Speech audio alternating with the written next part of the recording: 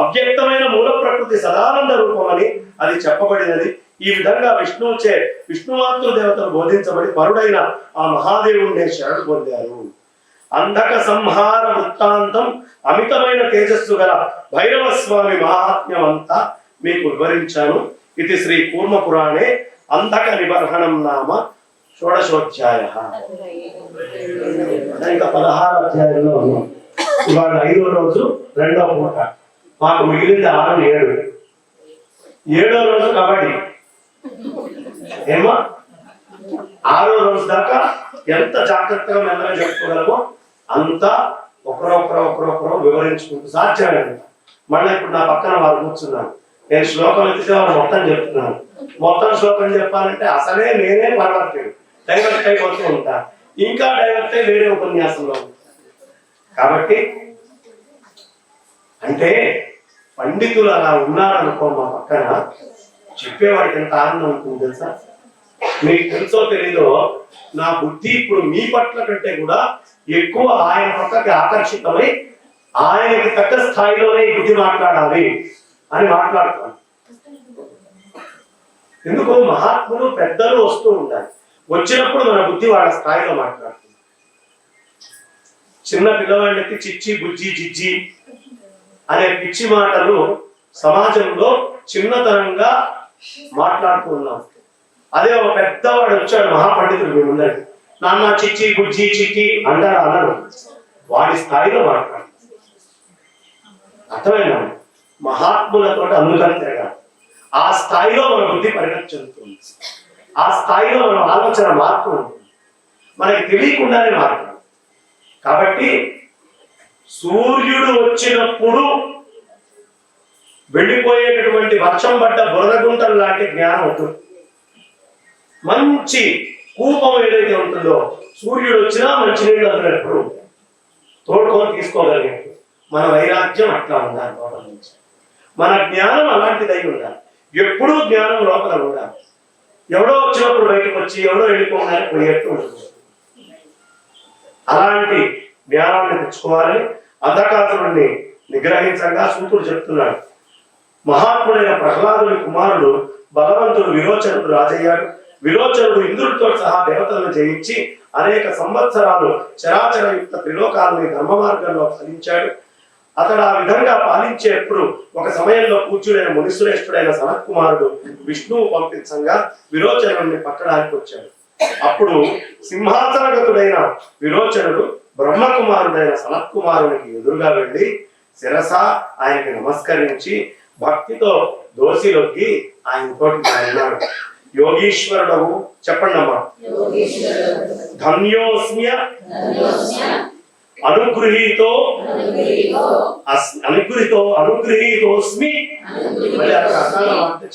అనుగృహీతోస్మి సంప్రాప్తో మే పురోత్తమం యోగీశ్వరోధ్య భగవాన్ యతోసౌ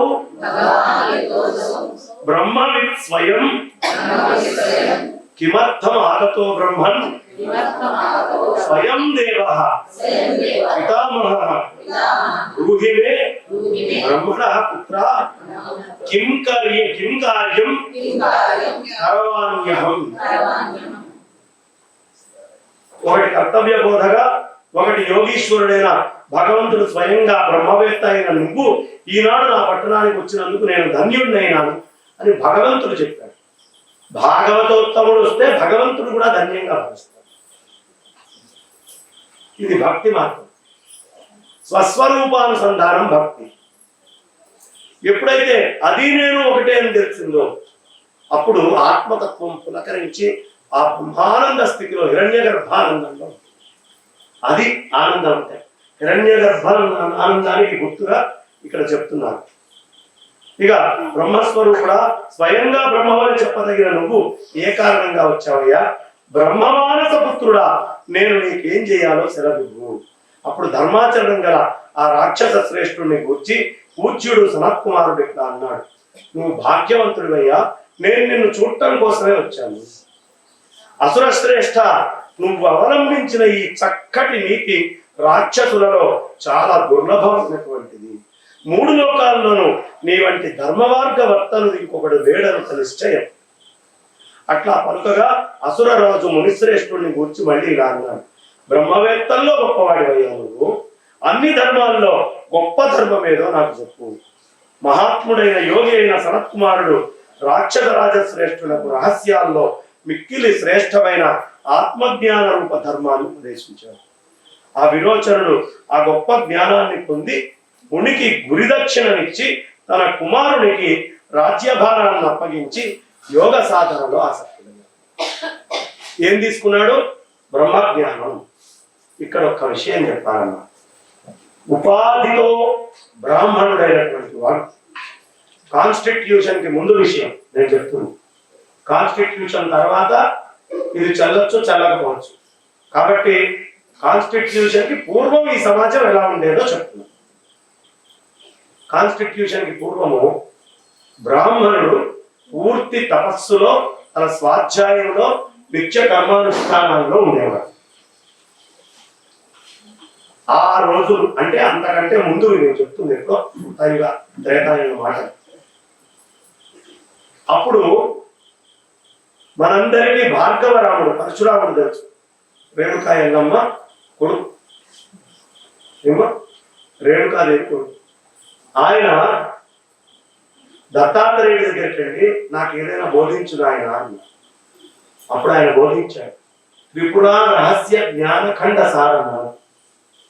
ఈ త్రిపురా రహస్య జ్ఞానఖండ సారంలో దత్తాత్రేయ స్వామి వారు పరశురాముడికి చెప్తున్నారు. ఆ రోజు కాన్స్టిట్యూషన్, అయ్యా మరి 4 వర్ణాశ్రమ ధర్మాలు మీరు చెప్తున్నారు కదా, ఈ 4 వర్ణాశ్రమ ధర్మాల్లో బ్రహ్మజ్ఞానం కలిగినటువంటి క్షత్రియుడికి బ్రాహ్మణుడు నమస్కరించవచ్చా వద్దా? పాదాలు. దత్తాత్రేయుడు పనికిరాదని చెప్పేశాడు. ఎందుకు అంటే ఒక కథ చెప్తాను అయ్యా. పూర్వం ఒక మహాకర్మిష్ఠ అయినటువంటి బ్రాహ్మణుడు, మహాజ్ఞాని, జ్ఞాన సంపన్నుడు. ఆయన మహాకర్మిష్ఠి, అన్ని కర్మలు చేయగలడు. అడవిలో వెళ్తున్నాడు. ఒక క్షత్రియుడై పూర్ణమైన వైరాగ్యం కలిగినటువంటి ఒక బ్రహ్మజ్ఞాని అక్కడ కూర్చున్నాడు. ఆయన మొహం చూస్తుంటేనే జ్ఞానం ఉట్టి పడుతుంది. జనకాదులు ఎంత బ్రహ్మజ్ఞానులమ్మా, ఉట్టి పడుతుంది. ఆ జనకుడి దగ్గరికి జనకుడు వచ్చాడు. ఆ రాజు దగ్గరికి ఈ బ్రాహ్మణుడు దగ్గర, అయ్యా నాకు బ్రహ్మజ్ఞానాన్ని ఉపదేశిస్తావా అని అడిగాడు బ్రాహ్మణుడు. బ్రహ్మజ్ఞాని అయినటువంటి ఆ క్షత్రియుడు, అయ్యా ఈ ఉపాధి వల్ల నేను క్షత్రియుడు. ఇవన్నీ కాన్స్టిట్యూషన్ ముందు మాట్లాడాను. ఉపాధి వల్ల నేను క్షత్రియుడు. ఎందుకు? నా జీవితం అంతా క్షాత్ర ధర్మాన్ని నేను అవలంబించాను. ఇప్పుడు వానప్రస్థంలో ఇక్కడికి వచ్చాను కాబట్టి నేను మీకు ఉపదేశం చేసే హక్కు లేదు. కుర్మ పురాణం మొదట్లోనే చెప్పుకున్నాం కదా, అధ్యయన అధ్యాపన ఇవి బ్రాహ్మణుడు ఉండే. కాబట్టి చెప్పాలంటే హక్కు లేదు. నేను నీకు ఉపదేశం ఇవ్వలేదు, అయితే నేను నిరాశగా వెళ్ళిపోవాల్సిందేనా అన్నాడు బ్రాహ్మణుడు. పర్వాలేదు స్వామి, ఇంకో మార్గం ఉంది. ఈ జ్ఞానాన్ని నేను దానంగా నేర్పిస్తాను అని చెప్పి బ్రహ్మజ్ఞానం అంతా చెప్పి బ్రాహ్మడికి, ఆ బ్రాహ్మడికి ఈయన సాష్టాంగ నమస్కారం చేశాడు. అర్థమవుతుందమ్మా? ధర్మ సూక్ష్మాలు చాలా జాగ్రత్తగా చూడాలి. ఎక్కడ నమస్కరించాలి, ఎక్కడ నమస్కరించకూడదు, ఎక్కడ ఎంతలో ఉండాలి, ఎప్పుడు ఏ స్థితిలో ఉండాలి. తపస్సు ప్రధానంగా ఉండాలి. ప్రతి పదార్థంలో పరమాత్మను దర్శించాలి. ఎక్కువ తక్కువ బుద్ధిలో రాకూడదు. అన్ని చోట్ల అన్నిటికంటే విశ్వాసంగా ఉండేది కుక్క. విశ్వాసంగా వాడి పక్కన ఉన్న కుక్కని చంపుకొని తిన్నాడు అంటే వాడు కూర్చోమంటే కూర్చుంటుంది, నిల్చోమంటే నిల్చుంటుంది. అలా తినేవాడి యందు అన్ని వదిలిపేసి అలోక్ నిరంజన్ బ్రహ్మ సత్యం జగన్ మిథ్య, ఈ లోకము లేదయ్యా నేనే అని అనుకునేవాడి యందు సమదృష్టి ఎప్పుడు వస్తుంది అంటే ఇందులో అందులో ఒకే బ్రహ్మాన్ని చూడండి. కాబట్టి అలాంటి అవమానించకూడదు, కానీ ఈ ఉపాధి చెప్పిన ధర్మాన్ని ఆచరించాలి. స్త్రీ ఉపాధి ధర్మాన్ని ఆచరించాలి. పురుషుడు పురుష ఉపాధి ధర్మాన్ని ఆచరించాలి. ఉపాధి ధర్మాన్ని ఆచరించకపోతే ఆడవాళ్ళు ఏమంటారు? ఆ మాత్రం నేరేనుడి నన్నెందుకు కట్టుకోవడం, కట్టుకున్నోడికి చేయాలని తెలియదా? ఈ బుద్ధి అనే మాయ కూడా ఈ మాత్రం చేయలేని వాడివి అని ప్రతి సందర్భంలో మనల్ని ఎక్కిరిస్తూనే ఉంటుంది. అక్కడ స్త్రీ భర్త వైపు పతివ్రతగా ఉండాలి, ఇక్కడ మన బుద్ధి పరమాత్మ వైపు పాతివ్రత్యాన్ని చూపించాలి. పరబ్రహ్మ పట్టమహిషిగా మగవాడు ముసి నవ్వుతున్నారు, ఆడవాళ్ళు పెద్దగా ఉంటారు. ఈ మాత్రం చేరినప్పుడు కట్టుకోవడం జరిగాయా? నిజం, ప్రతి మగవాడు వింటుంటాడు ఈ మాట, ప్రతి ఆడవాళ్ళు అనుకుంటారు ఈ మాట. కానీ అలా అనుకుంటుంది, అలా అంటాం దోషం. ఉన్నంతలో జాగ్రత్తగా తీసుకొని ఉంటాయి. పెళ్లి చేసింది ధర్మాన్ని ఆశ్రయించి ధర్మాన్ని సమాజంలో ప్రతిష్ట చేయడం, ధర్మ సంతానాన్ని ఇవ్వడం. ధర్మ ప్రజా సంపత్త్యర్థం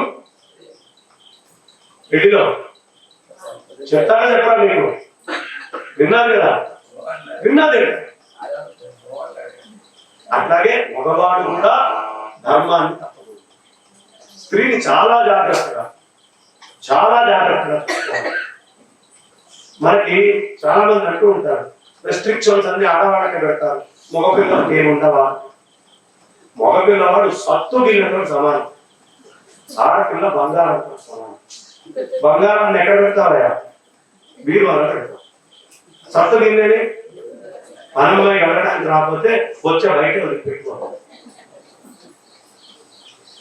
చాలా విలువైంది స్త్రీ, అందుకని జాగ్రత్త. ఆ జాగ్రత్త చెప్పడానికి కారణం అది.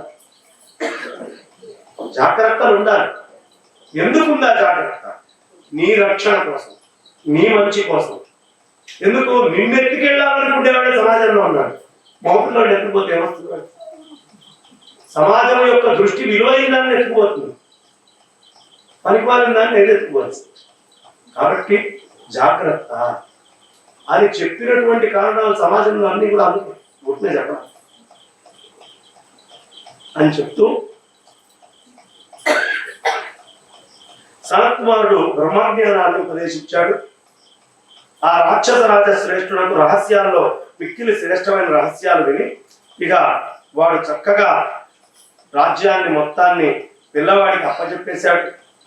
అప్పచెప్పేసి యోగ సాధనలో ఆసక్తుడయ్యాడు. విరోచనుని కుమారుడు బలి అనేవాడు బుద్ధిమంతుడు, బ్రహ్మజ్ఞానం గలవాడు, మిక్కిలి ధర్మ స్వభావుడు. తర్వాత అతడు ఇంద్రుణ్ణి కూడా జయించినవాడు. అలా చాలా బలవంతుడు. తీవ్రమైన తపస్సును చేసి అవ్యక్తుడు శరణ్యుడు అయిన విష్ణువుని శరణు పొంది తన హృదయ కమలం కేసరంలో భేదం లేనివాడు, పరమస్థానమైన వాడు వాసుదేవుడు, ఆద్యంతరహితుడు, ఆనంద స్వరూపుడు, ఆకాశముఖైన విష్ణువుని నింపి తపమును ఆచరించడం మొదలుపెట్టాడు. చెప్పండి.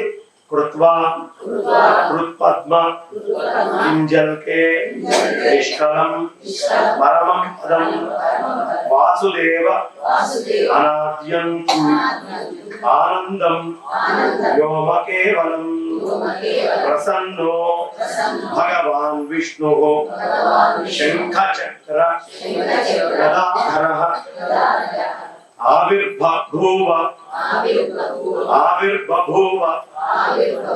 యోగాత్మా దేవమాతుః పురో హరిః. హరయే నమః, హరయే నమః.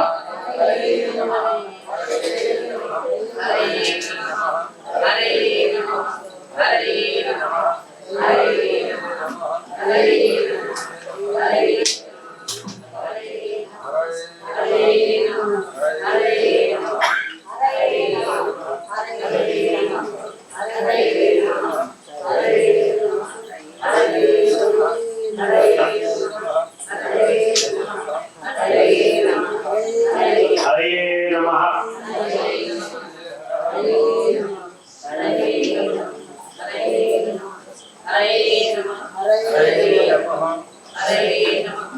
మాతృమూర్తి అయినటువంటి అదితి ఇలా శ్రీహరి కోసం తపస్సు చేయడం ఆరంభించింది.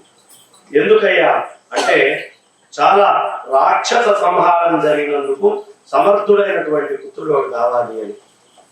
ఆ సంహారం జరగడానికి వెంటనే అలా చేసేటప్పటికీ శంఖచక్ర గదాన్ని ధరించిన విష్ణువు యోగాత్మకుడు ప్రసన్నుడై దేవమాత అదితికి సాక్షాత్కరించాడు. తనకు ప్రత్యక్షమైన విష్ణువుని చూసి తనను కృతార్థురాలుగా నిలిచి అతిథి భక్తితో స్తుతించింది. జయాశేష దుఃఖం ఘనాశైక హేతో జయానంత మహాత్మ్య యోగాభియుక్త జయానాది మధ్యాంత విజ్ఞానమూర్తే జయాకాశ కల్పామల ఆనందమూర్తే సర్వ దుఃఖ సమూహాన్ని నశింపజేయడానికి ముఖ్య కారణమైన వాడా, అంతం లేని గొప్ప యోగం గలవాడా, ఆది మధ్యాంతాలు లేని విజ్ఞాన స్వరూపుడా, ఆకాశం వలె నిర్మలానంద రూపుడా, దేవా నీకు జయము జయము. ఈ శ్లోకం మనం చెప్పినంత మాత్రానే తెలిసినా తెలియకపోయినా మన లోపల ఉండేటటువంటి అణువులన్నీ పరమాత్మ పట్ల అట్లా స్పందిస్తాయి. మనకు తెలియక మనం తిన్న అన్నము ఈ వేలు దగ్గరికి శక్తిగా ఎట్లా అవుతుందో తెలుసా ఎవరికైనా? కారు బటన్ వేలు దగ్గరికి శక్తిగా ఎట్లా మారుతుందో చూస్తున్నాడా? నువ్వు అన్న శ్లోకం కూడా నీకు కనిపించకపోయినా అంత శక్తిగా మారుతుంది. కాబట్టి శ్లోకాలు, పద్యాలు, మంత్రాలు ఇవన్నీ వింటూ ఉంటారు అని చెప్తూ, కాలస్వరూపుడైన ఓ విష్ణువా నీకు నమస్కారం అయ్యా. శేషాత్మకుడివి, నరసింహరూపివైన నీకు నమస్కారం.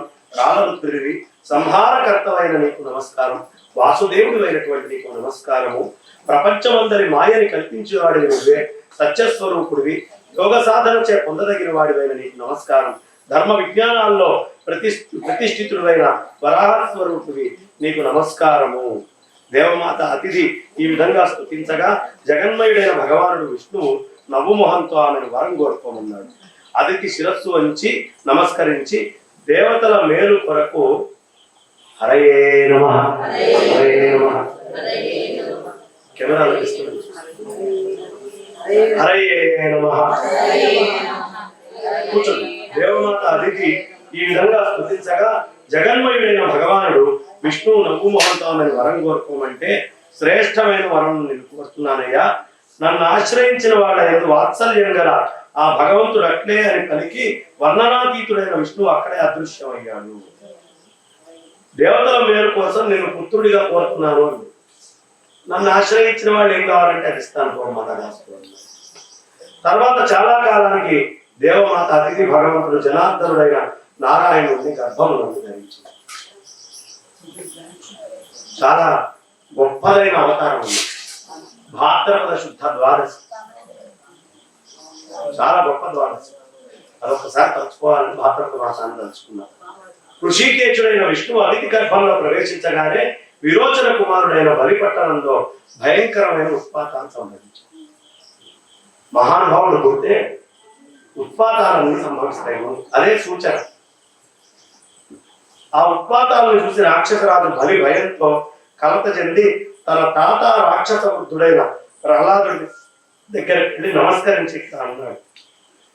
మిక్కిలి వివేకవంతుడు అయిన ఒక పితామహ, ఈ పట్టణంలో ఉత్పాతాలు ఎందుకు ఏర్పడుతున్నాయి? దీనివల్ల మనకు ఎలాంటి ఫలం కలుగుతుంది? ఆ బలి మాట విని రాక్షస శ్రేష్ఠుడు ప్రహ్లాదుడు చాలాసేపు ఆలోచించి మనసులోనే ఋషికేశులకు నమస్కరించి, ఎక్కువ ఋషికేశుడిని తలుచుకుంటే ఇంద్రియాల నిగ్రహానికి వచ్చి సత్యం బోధపడుతుంది. ఎప్పుడైనా సరే మీకు గుర్తుంచుకోండి, ఇంద్రియాలు పట్టుదలగా తప్పి లేనిపోని కోరికలు కోరుతున్నప్పుడు ఋషికేశ ఋషికేశ ఋషికేశ ఋషికేశ 24 సార్లు, కనీసం 16 సార్లు అండి. అంటే ఇంద్రియాలు ఒక్కసారి నియంత్రణ వెనక్కి వస్తాయి. మీకు ఎప్పుడు నియంత్రణ కావాలన్నా, ఇంద్రియాల మీద పట్టు కావాలన్నా, బయట ప్రపంచం మోహంతో ఇబ్బంది పెడుతోంది అనుకున్న ఋషికేశ నామాన్ని మాత్రం 24 సార్లు లేదా 16 సార్లు అనుకుంటే వెనక్కి వచ్చేస్తారు. గమనించుకోండి, నేను చెప్తున్నాను కాదు, మీరు అనుభవపూర్వకంగా ఈ మాటను అనుకొని అప్పుడు మీరు తెలుసుకోండి దాన్ని. ఋషికేశ ఋషికేశ ఋషికేశ ఋషికేశ ఋషికేశ ఋషికేశ ఋషికేశ. తెలియకుండా ఇంద్రియాలు సౌమ్యము శాంతమైన అది ఆ మంత్రం ఈ రోజుకైనా ఈ కలిలో కూడా పనిచేస్తున్నాను. అంటే పిల్లలకి చిన్నప్పటి నుంచి ఇంద్రియాలు బయటపడి రోడ్డున పడిపోకుండా ఋషికేశ ఋషికేశ అని అవేటిగా చేయాలంటే 7 ఏళ్ళు చేయాలి. అప్పుడు వాటితో 3 పూటల సంధ్యావారం ఇస్తాను. అప్పుడు ఋషికేశ ఋషికేశ ఋషికేశ అని 3 పూటలు తలుచుకుంటాం. ఆ తలుచుకుంటే ఇంద్రియ నిగ్రహం వస్తుంది. ఒక ఋషికేశ నామానికి ఇంద్రియ నిగ్రహం వస్తే మిగతా 23 నామాలతోటి ఎన్ని వస్తాయో ఆలోచించాలి. ఓ మనిషి జీవితానికి అవసరమైనటువంటి అన్ని రకాలైన శుద్ధి ఈ నామాలు చెప్పడం వల్ల అయిపోతుంది. కేశవ నామాలు చెప్తే శుద్ధి అయిపోతాడు, పవిత్రంగా తయారవుతాడు. అందుకనే ఎక్కడ అపవిత్రం ఉన్నా వెంటనే వాడు వెళ్ళి ఆచమనం చేస్తాడు. కేశవాయ ఆడవాడు కేశవాయ నారాయణ నీళ్ళు లేవు, కేశవాయ నారాయణ మాట్లాడి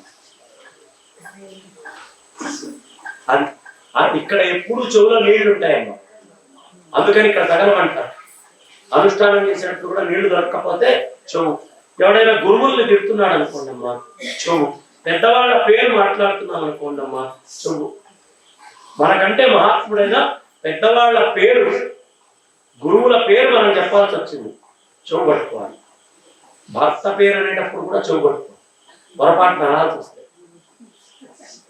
ఇవాళ రేపు పేరే ప్రధానం, పొరపాటున ఏమండి అంటే చెవు పట్టుకోవాలి. అయ్యో ఇంత మాట అన్నా Rajesh, what are you doing? What you do? అది గొప్పగా ఉంటుంది. ఏమిటి ఏమిటి అమ్మో ఇంత పాపించి మాట నాలుగైదు వచ్చిందా?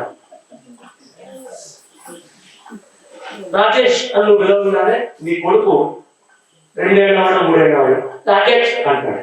అబ్బా వాడి పేరుతో పిలిచాడు, ఆయుష్యంగా పేరుతో పిలవకూడదు. గుర్తిపోతుంటారు పిలిస్తే, రోగాలు తొందరగా వస్తాయి పిల్లలు పేర్లు పెట్టి పిలిస్తే. ఎందుకు? పేరులో ఒక అమితమైన శక్తి ఉంది, మీకు తెలియకుండా అది మీరు పనిచేస్తుంది. మీరు ఎప్పుడైనా లలితా సహస్రనామం చదువుకున్న తర్వాత మీ బుద్ధి ఎట్లా ఉందో ఆలోచించుకోండి. మార్పు ఏ స్తోత్రం చదివినా, ఏ కీర్తన వాడినా ఏది ఇస్తోంది ఆ మార్పు? శారద శక్తి అని మార్చేస్తుంది. మంచి మాట విన్నా మార్చేస్తుంది, మంచి మాట అనుకున్నా మార్చేస్తుంది. కాబట్టి ఎప్పుడు గుర్తుంచుకోండి, అంటే కలియుగ ఆచార్యుడి సిద్ధాంతాలు నాకు ఎక్కువ తెలియదు, పూర్వ పురాణం చెప్తున్నా కాబట్టి మొగుడిని పేరు పెట్టి తెలుగు. పూర్వము అలా పిలిపించాలని రాక్షస కార్యం గుమ్మం దగ్గర చేసేవాడు. అక్కడి నుంచి పేరు పలకాలంటే సిగ్గలేదు తెచ్చుకో అని అప్పట్లో కాస్త సిగ్గుండేది కాబట్టి 10 సార్లు అడిగాక పురుడు అని పిలిపేవాడు. ఇప్పుడు వాడి పేరేంటో చెప్పు అని అడగండి. ఇక వేదట ఒక్కసారి ఏమండి అనమ్మ, ఇదే ఆక మళ్ళీ ఎక్కడో విన్నాను నేను తలిస్తుంది అని గుమ్మం దగ్గర నిల్చున్నప్పుడే ఏమండి అనమ్మ ఒక్కసారి అని అడగండి. అర్థమైందండి? పేరేంటి అని అడగండి. వాడికి నిత్యం అభ్యాసంలో ఉండేది అదే. ఏమడుగుతారు? ఆట పట్టించాలనుకుంటే ఒక్కసారి ఏమండి అనమ్మా అంటుంది. అని అమ్మాయి కూడా ఒకసారి ఏమండి అనిపించండి. వాటితోటి ఇటు గౌరవం అవసరమే, 2 వైపులా గౌరవంగా ఉండాలి. ప్రేమ ఉండాలి, సాన్నిహిత్యం ఉండాలి, గౌరవం ఉండాలి. అగౌరవపరచకూడదు, గౌరవాలు తప్పకూడదు. ఈ మధ్య చాలా మంది మా శ్రీమతి గారికి కోపం వస్తుందండి అనే వాళ్ళని విన్నాను. రాజేష్ చండాలంగా చేస్తున్నాం అనే వాళ్ళని విన్నాను. మార్పు వచ్చింది. జమ్మలకి పంప సినిమాలాగా వీళ్ళట్టు వాళ్ళకి మారుతున్నారు.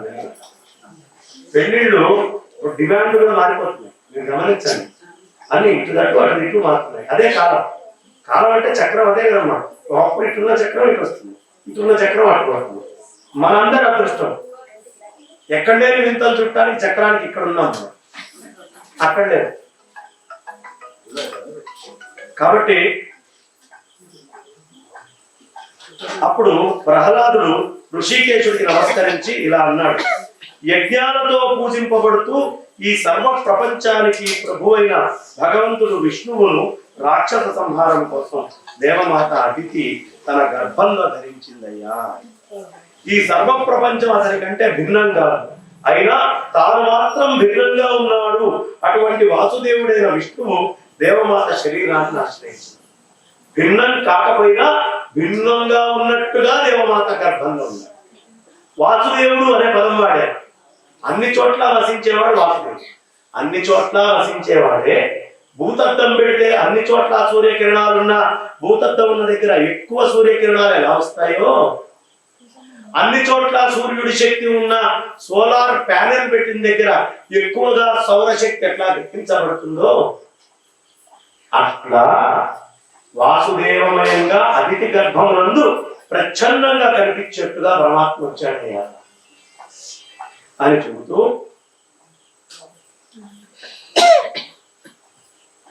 ఆ దేవమాత శరీరాన్ని ఆశ్రయించాడు.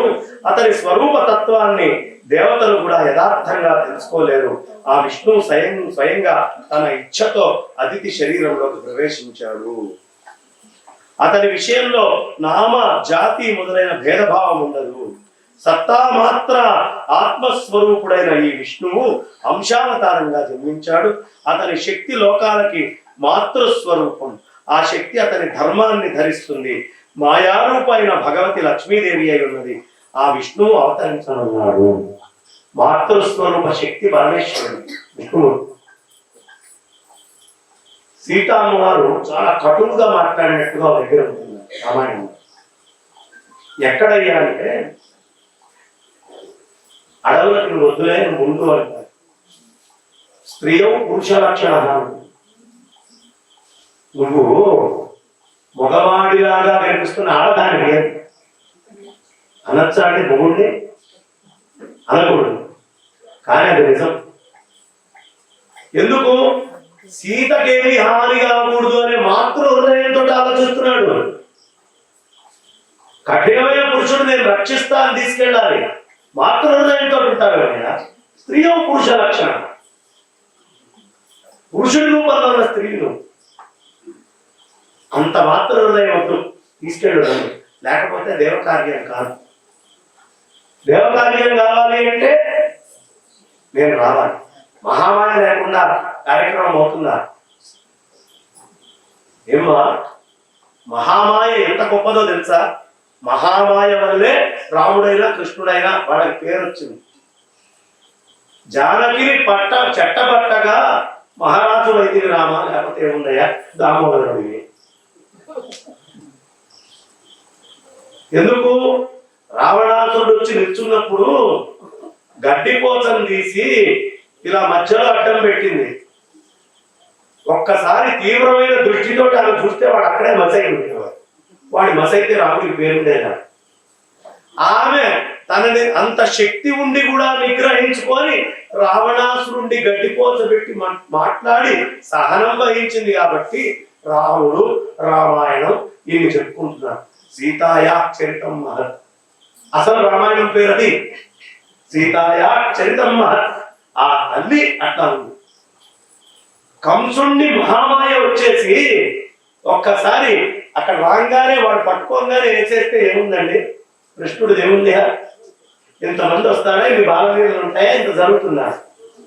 అన్ని శక్తులు ఉండి కూడా మహామాయ ఆ పేరు నీకు రావాలి. నీకేది అంటదు, నువ్వు దేన్ని అంటావు. ఈ లీలలేవి నువ్వు చేయలేదు. మహామాయే అన్ని లీలల్ని చేసి ఈ మహాత్మ్యం అంతా నీకు వచ్చేట్టుగా పెట్టింది. ఇది సత్యం అండి. శివశక్తియుక్తమైన భౌతిక శక్తి. అంటే స్పందించడానికి కూడా హక్కు లేదు, శక్తి లేదు.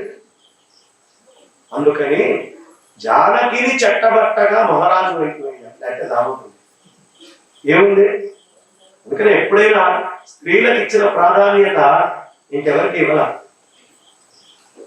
స్త్రీలు ఏమంటారమ్మా? గృహిణి. పురుషుడిని ఏమంటారు? గృహస్థు. గృహిణి అంటే ఇల్లు కలది. గృహస్థు అంటే ఇంట్లో ఉండేవాడు, ఆవిడ ఉండనిస్తే. అర్థమైందా? ఒక్కసారి విశ్వరూపాలు చూపించండి, వాడి ఇంట్లో ఉన్నాడు, బయటకు తిరిగి అప్పుడప్పుడు వచ్చి దొంగచాటు కనిపించిపోతుంటాడు. సందు దొరికితే బయటికి పోవాలని చూస్తాడు. ఎందుకు? గృహిణి ఇల్లు కలది, గృహస్థు ఇంట్లో ఉండేవాడు, ఆ ఉండనిస్తాడు. 10 కోట్లు పెట్టి పెళ్లి చేయండి, అత్తగారింటికి వెళ్తున్నా అంటాడు. 10 కోట్లు పెట్టి పాపం చచ్చి చెడి అప్పు చేసి పెళ్లి చేస్తాడు. అల్లుడు ఏమంటాడమ్మా? పండక్కి అత్తగారింటికి వెళ్తున్నా. ఏ మామగారింటికి వెళ్తున్నా అనకూడదు, ఇప్పుడు సొమ్మే అన్న పోయినా కాదు, ఇల్లు కలదా. ఆ ఉండనిస్తే ఉన్నవాడు వీడు ఎందుకండి మాకు అత్తగారింటికి. రహస్యం మాటలో ఎంత అర్థం ఉంటుందో. మగవాడికి ఇల్లు ఎందుకండి? చెట్టు కింద పడుతుంటాడు, బయటికి పోయి తిరుగుతాడు, ఎక్కడో ఒకటి పడి ఉంటాడు. ఇల్లు కావాల్సింది ఎవరికి? ఆడవాళ్ళకే ఇల్లు. పరమాత్మకి శరీరం కల్లా బుద్ధికి శరీరం కాదు, ధర్మాలను ఆచరించడానికి శరీరం కాదు, ఆత్మకి శరీరం ఉంటుంది. కాబట్టి ఆత్మకి శరీరం అక్కర్లా, బుద్ధికి శరీరం కావాలి. ఈ బుద్ధిలో పరమాత్మ ఆవిడ ఉండనిస్తే ఉంటాడు, లేకపోతే ఇది మర్చిపోయి భౌతికమైన మాయే ప్రపంచంలో. ఈ బుద్ధి ఆత్మతత్వాన్ని ఉంచిందా వాడు ఉంటాడు గృహస్థుగా. అది ఉంచలేదా వాడికి అవసరమే, వెళ్ళిపోతాడు బయట. కాబట్టి గృహిణి గృహస్థు చూడటానికి ఒక అర్థం, నిజమైనటువంటి మహత్తరమైన అర్థాలు ప్రతి మాటలో ఉంటాయి. కథ కదట్లేదు.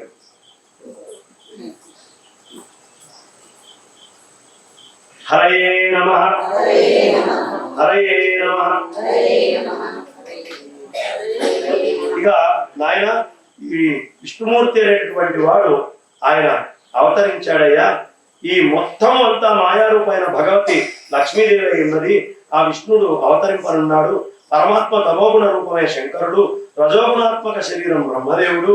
అతడే సత్వగుణాన్ని ధరించి ఒక అంశతో విష్ణు అవుతున్నాడు. ఈ విధంగా ఆలోచించి భక్తి వినీతుడై మనసుతో గోవిందుడైన నారాయణుడిని శరణు పొందు. దానివల్ల శాశ్వత ఆనంద రూప ముక్తిని పొందుతావు. శాశ్వతమైన ఆనంద రూపమైన ముక్తిని పొందుతావు. అదే చెప్తున్నాడు.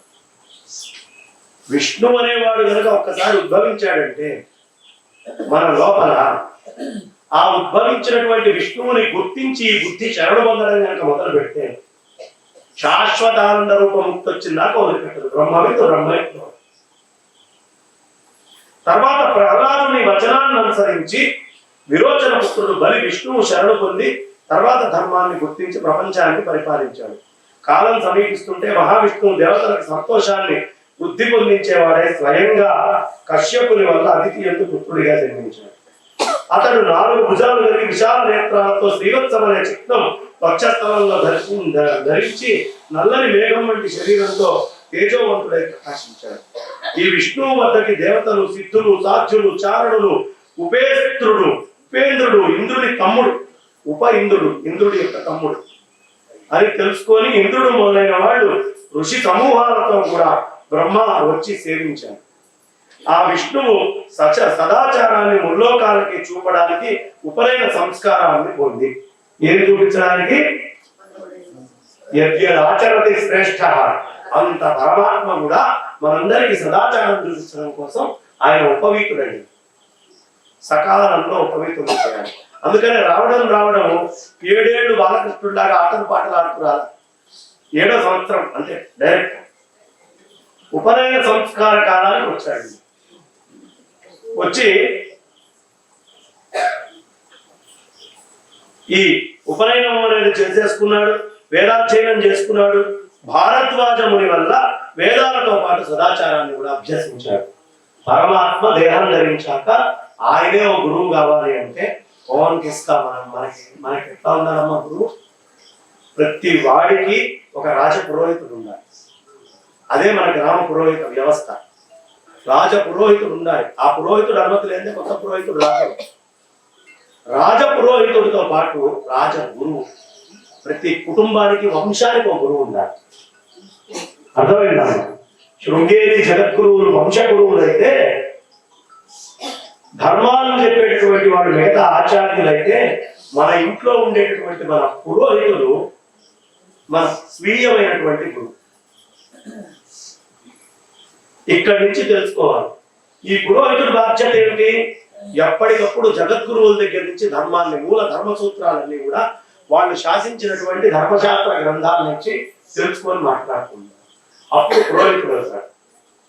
అలా కాకుండా ఇవాళ రేపు పురోహితులకి లౌక్యం ఎక్కువైందండి. బాగా లౌక్య సంపన్నులయ్యారు. ఎంత లౌక్యమయ్యా అంటే వాడిని మొత్తం కాజేస్తున్నాడని వాడికి కూడా అర్థం కాదు.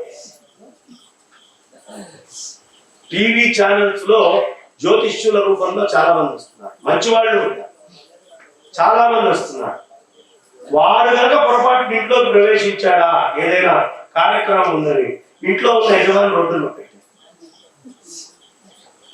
అప్పుడు వాడు గృహిణి అవుతాడు. వీడు గృహస్థుగా ఉండాలి. ఎలా పడతాడు? జాగ్రత్తగా ఉండాలి. మంచి వాళ్ళని ఆశ్రయించాలి. మంచి గురువులు ఉండాలి. సదాచారం తెలిసిన వాళ్ళని ఉండాలి. పరంపరగా ఉన్న వాళ్ళని ఉండాలి. అది ధర్మశాస్త్రం అంగీకరించేదిగా ఉంది. అలాంటి గురువు ఎవరమ్మా మనందరికీ? భారతీ తీర్థ మహాస్వామి చరణులు విధుశేఖర భారతీ స్వామి జగద్గురువులు వాళ్ళు. శంకరాచార్యులు వారు శాసనం చేశారు, వీళ్ళ ఆధీనంలో ఈ దక్షిణాది మొత్తం ఉంటుంది. మిగతా ఏ పీఠాలకి వీళ్ళ ఆధీనంలో మీరు బతకండి అని శాసనం చేయాల శంకరాచార్యులు.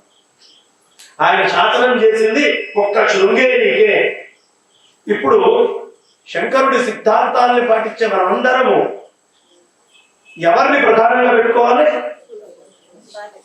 ఆయన శాసనం అస్మత్పీఠే సమారూఢం పరిభ్రాడుక్త లక్షణ అహమేవేత్తి విజ్ఞేయ సహదేవ తీసుకుంటారు. సహదేవ అనే న్యాయం ప్రకారము వాళ్లే నేను, నేనే వాళ్ళు. విధుశేఖర భారతే ఆదిశంకర్, ఆదిశంకర్లే విధుశేఖర భారతి. ఇది గుర్తుంచుకోవాలి. వాళ్ళు ఎప్పుడైనా ఈ గ్రామానికి వస్తే గ్రామంలో ఏ ఒక్కళ్ళు కూడా ఇంట్లో పోయి వెలిగించుకోండి. అలా ఏర్పాటు చేయాలి గ్రామంలో. అలా వాళ్ళని పక్క ఊళ్ళో ఉన్నప్పుడే వెళ్ళి పెద్దలైన వాళ్ళు జాగ్రత్తగా తీసుకురావాలి. మన మజిలీలో ఉంచుకోవాలి.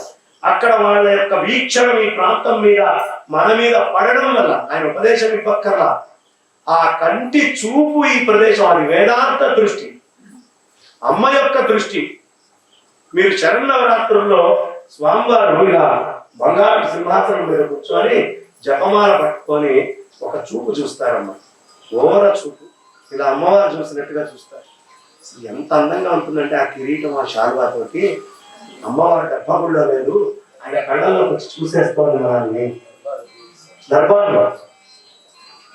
అసలు ఒక్కరోజు సన్నిధానం వారి విధుశేఖర భారతీ స్వామి వారి జీవితాన్ని మన జీవితం మొత్తంలో గడపలేదు. తెలుసా మీకు? ఎందుకు చెప్తున్నాను తెలుసా? 3:30 కల్లా వెళ్ళండి, వాళ్ళు లేచి ఉంటారు, స్నానాలన్నీ అక్కడ చేస్తూ ఉంటారు, అనుష్ఠానాలు చేసుకుంటారు, దండ పూజలు చేసుకుంటారు, వాళ్ళ నిత్య పూజ మొత్తం చేసుకుంటారు.